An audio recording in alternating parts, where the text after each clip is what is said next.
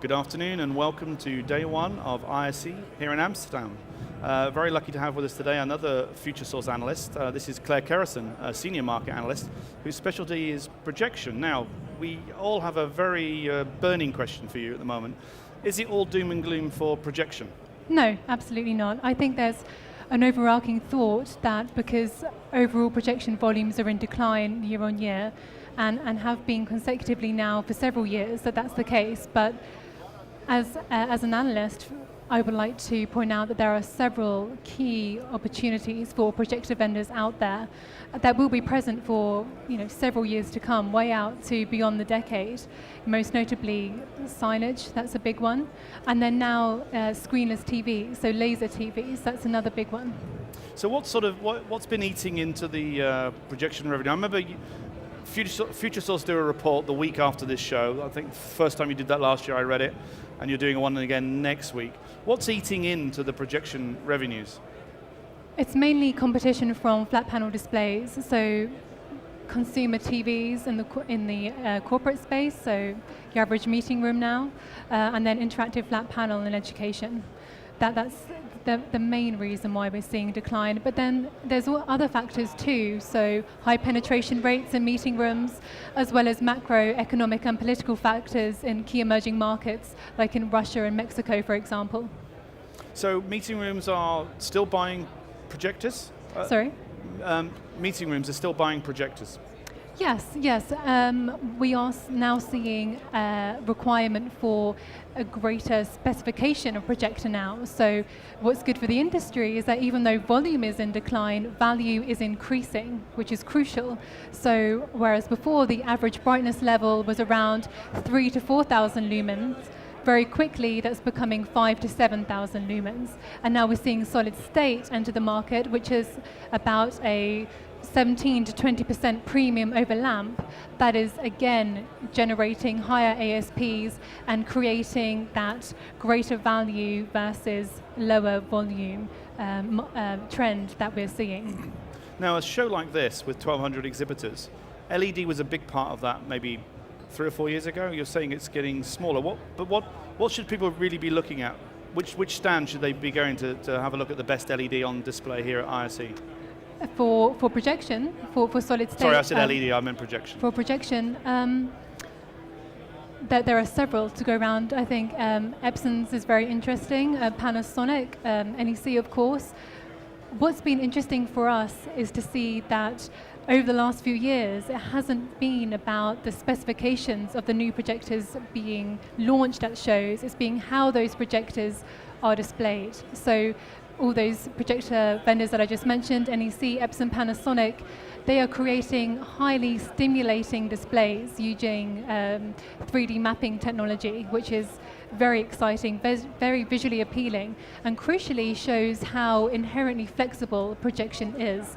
And that flexibility is why projection is going to be with us for many, many more years to come. Because is projection mapping the future for the projector market in some way, or is it the savior? Or in some way, absolutely. So in the high-end space, so above 5,000 lumens, we're seeing now virtually every brand partner with a projector mapping specialist in some way, whether that's in micro mapping, like you see on the Optimus stand with projection artworks for use in retail, for example, so projecting on a trainer, or whether it's large-scale mapping like you see on Panasonic, NEC's and Epson stands, which is just incredibly striking and shows how projection can be used in so many different ways in so many different environments.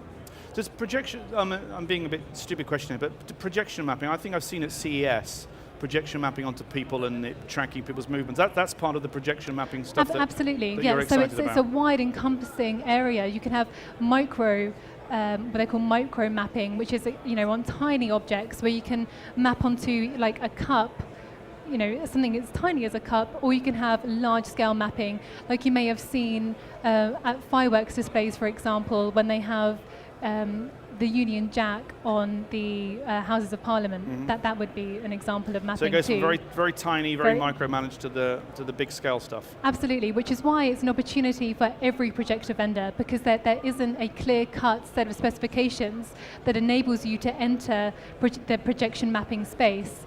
it's entirely open, and so therefore it's an area that presents an opportunity for every projector manufacturer out there. Now, we've not had a chance to look around all the different stands. I know there's some projection mapping behind us on the NEC stand with some giant lollipop type things that people should come and see. Are there any other projection mapping things that you've seen around the show that people should go and have a look at? Oh, absolutely. Yeah, I think on virtually every stand now there is at least one or two examples of some projection mapping, whether it is small scale or larger. Epson's, for example, the striking F1 car, I think that's one of the better examples. But then there's even the smaller things, such as on Casio's stand and Optima's stand, where it's showing how projection can be used easily and seamlessly now in a retail environment. Okay, that's interesting. Does laser play a part of this? Absolutely. Yes, it does.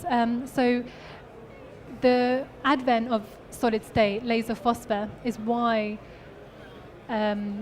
mapping, especially within a retail application, is now finally a viable opportunity for projector vendors, because laser enables no orientation limitations, which greatly eases installation. It also doesn't require any maintenance, unlike lamp, which means that in a retail environment, you can just hang up the projector and walk away and not worry about it for about 20,000 hours. With lamp, it was a completely different story. I think before, when the market was mainly lamp-based, there was an opinion that projectors are very difficult to use and they're notorious for breaking down, or the lamp failing. But solid state has changed that perception, or is changing that perception entirely. Ah, I didn't know that. That's interesting. Now, the report that you're putting out next week, you obviously have to go away, work over the weekend and finish your section of the projector report for next week? Yes. So the ISE show report will be available towards the middle of next week. Not only does it look at projection, but also looks at flat panel and narrow pixel pitch, and another big theme of the show, which is collaboration. And of course, that goes across the entire displays industry.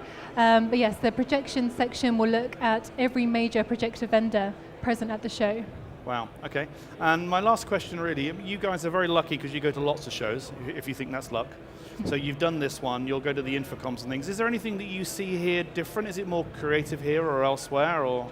I think the show ISE has become the AV trade show now. And for us as analysts, this is a show where people launch their keystone products for the year. So it's very interesting for us. I spent the morning running around seeing what's going to be the biggest things for 2017. The subsequent trade shows of the year are mainly highlighting these newly launched products.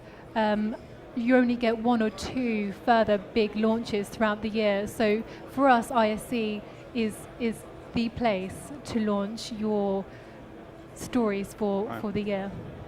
Kerrison from Futuresource, thank you very much.